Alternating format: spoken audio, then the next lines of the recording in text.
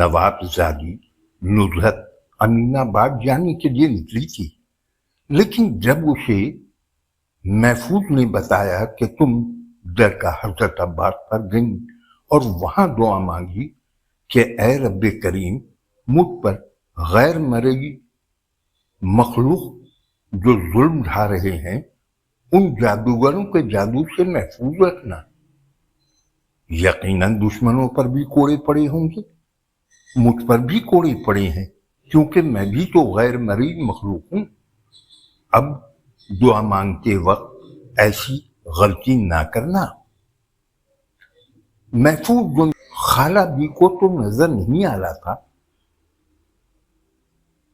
लेकिन उन्होंने जैसे ही चारों कुल पढ़ना शुरू किया, महफूज तिलमिला उठा और कराहने लगा कि ये बुढ़िया मुझे मारकर दम देगी।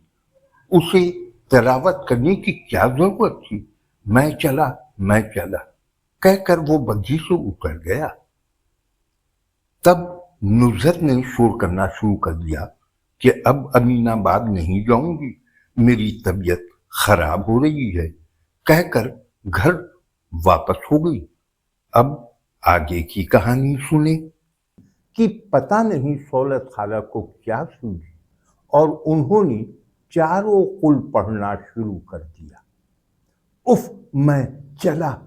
ओह हाय, बड़ी तकलीफ दे रही है ये बुढ़िया। ये तो अजहर मिन शम्स था कि वो गैर मरई मखलूक है, शीशनाग है, लेकिन उसके दिल में मेरे लिए अच्छे जज्बे हैं। वो मुझे नुकसान पहुंचाना नहीं चाहता। शायद उसे मुझसे प्यार हो गया है। ऐसी कई कहानियां याद आईं जिनमें किसी खूबसूरत लड़की पर जिनज़ादे आशिक हो गए। क्या सोचने लगी? उसने पूछा।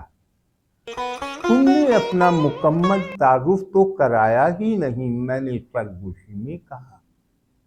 नाम सुन चुकी हो, कुछ हद तक मेरी कहानी भी सुन चुकी हो।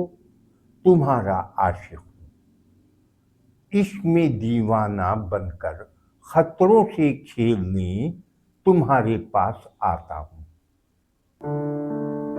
अच्छा, तो तुम मुझे खिलौना समझने लगी हो, मुझसे खेलने आते हो, औरत को खिलौना समझते हो? मैंने गुस्सेली आवाज में कहा। हम लोग औरत को खिलौना नहीं समझते। औरत तो काबिल एहतराम हस्ती है, अवतार पैगंबर जनती है, उसके कदमों तले जन्नत है। ये तो तुम लोग हो, तुम खुद को अशरफुल मखलूकात कहते हो, जो बड़े फख्र से कहते हैं जवान हो या बुढ़िया कुछ भी हो, औरत जहर की है पुड़िया। औरत के कदमों तले जन्नत है कहकर खुद औरत की जन्नत में आग लगाते हो। उसकी आवाज में दबा दबा सा जोश था। तुमने ये क्यों कहा कि खतरे से खेलने आते हो, जबकि तुम मुझसे मिलने आते हो? ये सच है कि मैं तुमसे मिलने आता हूं, मगर यूं इंसानों की बस्ती में आना क्या खतरों से खेलना नहीं है?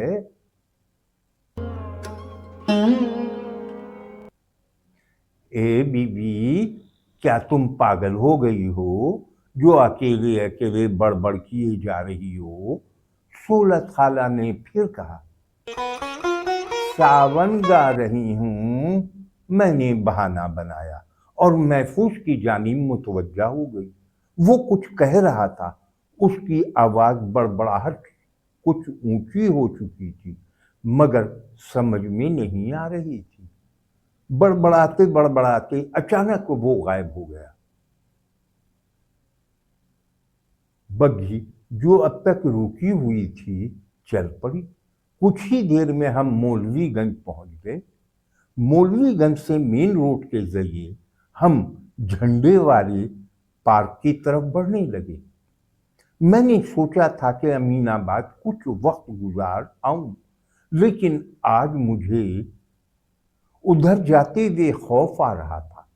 تھوڑی دیر قبل جب حضرت عباس کی درگاہ پر گئی تھی تو محفوظ نے کہا تھا کہ اسے کوڑے لگے ہیں۔ امین آباد جانے سے بھی کہیں اسے کوئی تکلیف پہنچے تو، اسی خیال نے مجھے بے چین کر دیا تھا، اور میں نے شور مچانا شروع کر دیا کہ میری طبیعت بگڑ رہی ہے، جلدی گھر چلیں۔ سولت بھی نے مجھے بے چین دیکھ کر مجن میاں سے کہا کہ وہ بگھی کو گھر کی طرف موڑ لے۔ بگھی وکٹوریا اسٹریٹ پر مڑ گئی۔ عائشہ کے سسرال پہنچ کر مجھے چین آیا۔ میں نے خود کو اندر سے ٹٹولا تو اپنے دل میں محفوظ کے لیے اچھے جذبات ملے۔ میں سمجھ گئی کہ اس کے لیے میرے دل میں بھی محبت کے سوتے پھوٹ پڑے ہیں۔ میں بھی اس سے پیار کرنے لگی ہوں، لیکن کیا کرتی کہ وہ انسان نہیں تھا۔ اسی دوران ایک اور عجیب واقعہ رونما ہو گیا۔ لکھنؤ آئے 6واں روز تھا یا 7واں۔ ابا جانی واپس اترولہ جانے کے لیے پر تول رہے تھے، مگر عائشہ کے سسرال والے اجازت نہیں دے رہے تھے۔ خود میں بھی ابھی جانا نہیں چاہتی تھی، کیونکہ لکھنؤ کو پوری طرح دیکھ نہیں پائی تھی۔ پھر یہ غازی میاں کے عرس کا زمانہ تھا۔ لکھنؤ اور اس کے گرد و نواح میں یہ عرس بڑی دھوم دھام سے منایا جاتا ہے۔ صبح سے شام تک ایک عجیب سما سا بندھ جاتا، بیرادار فقیر فجر کی اذان کے ساتھ ایک بڑے سے بانس پر مٹھی بھر پٹسن کے ریشے سیاہ رنگ میں رنگ کے باندھتے ہیں اور اس بانس کو اچکاتے ڈھول تاشے بجاتے ہوئے سڑکوں پر نکل آتے ہیں اور زور زور سے نعرے لگاتے ہیں، خوب غل غپارہ مچاتے ہیں۔ اسے غازی میاں کی بارات کہا جاتا ہے۔ سید شاہ محمد سالار غازی کی یہ بارات سارا دن سڑکوں پر مٹر گشت کرتی۔ لوگ ان ڈیرہ دار فقیروں کی پھیلی ہوئی جھولی میں سکے ڈالتے۔ گھروں میں غازی میاں کی دیکھ پکتی۔ ہمارے یہاں بھی غازی میاں کی فاتحہ ہوتی تھی۔ فاتحہ کا اہتمام فجر کے نماز کے فوراً بعد شروع ہو جاتا۔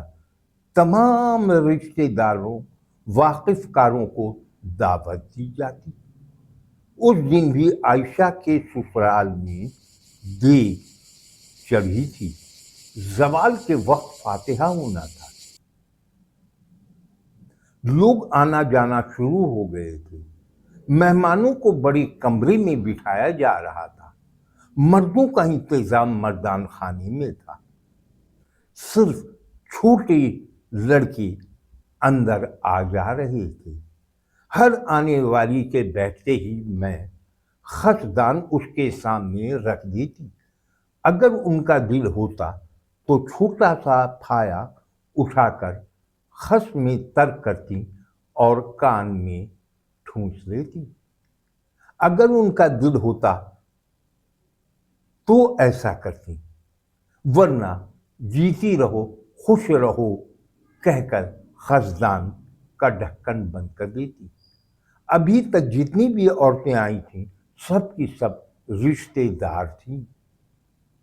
فاتحہ سے کچھ پہلے ایک محترمہ آئیں، انداز و اطوار بتا رہے تھے کہ وہ بھی کسی نواب گھرانے کی ہیں۔ اتنی حسین تھی کہ چہرے پر نظر نہیں ٹھہر رہی تھی۔ کپڑے بھی خاصے قیمتی تھے۔ وہ گو تکیے سے ٹیک لگا کر بیٹھی تھی۔ میں خسدان لے کر پہنچی۔ انہوں نے پہلے میری سر پر ہاتھ رکھا، دعا دی، پھر خس کا پھایا اٹھایا. پتہ نہیں کیوں وہ مجھے کچھ پراسرار سی لگی تھی. ان کی آنکھوں میں کوئی ایسی بات ضرور تھی جو مجھے عجیب سی لگ رہی تھی. میں نے محسوس کیا تھا کہ ان کی نظریں میرا احاطہ کیے ہوئی ہیں. فاتحہ کے بعد آہستہ آہستہ لوگ رخصت ہونے لگے. سب سے آخر میں وہ صاحبہ اٹھی.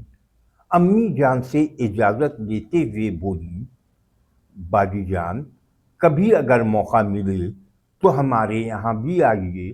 ہم لوگ یہاں نئے آئے ہیں، کسی سے کوئی خاص واقفیت بھی نہیں ہے. اپنا پتہ بتا دیں، موقع ملا تو ضرور آؤں گی. امی نے جواب دیا. ہم منکاپور کے ہیں. سفید آباد اور اجودھیا میں ہماری جاگیریں ہیں. گویا آپ اترولہ کے پڑوسی ہیں. میرے چھوٹے بھائی نے شوق میں چاکری کر لی ہے. 3 ماہ پہلے لکھنؤ تبادلہ ہوا ہے. وہ اکیلا کیسے رہتا، اسی لیے میں بھی ساتھ آ گئی ہوں. امین آباد میں مکان خریدا ہے. جھنڈے والے پارک کے بالکل سامنے ہمارا گھر ہے. ہماری جاگیر بھی وہیں ہے. بیٹی تمہارے بابا جان کا کیا نام ہے؟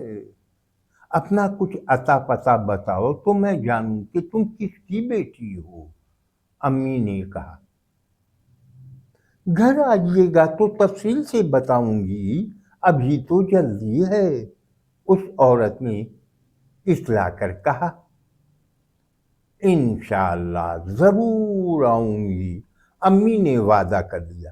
ان صاحبہ کے جاتے ہی مجھے خیال آیا کہ وہ تو یہاں اجنبی ہیں. ہم نے بھی انہیں دعوت نہیں دی تھی. پھر یہ کیسے آ گئیں؟ اتنی دور سے انہیں کیسے معلوم ہو گیا کہ ہمارے یہاں فاتحہ کا اہتمام ہے؟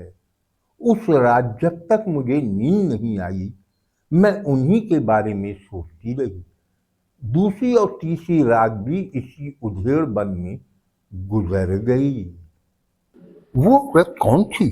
نصرت کو کن پریشانیوں میں ڈالنا چاہتی تھی؟ محفوظ کو کس بات نے چونکا دیا تھا؟ آئندہ ویڈیو میں ملاحظہ کریں.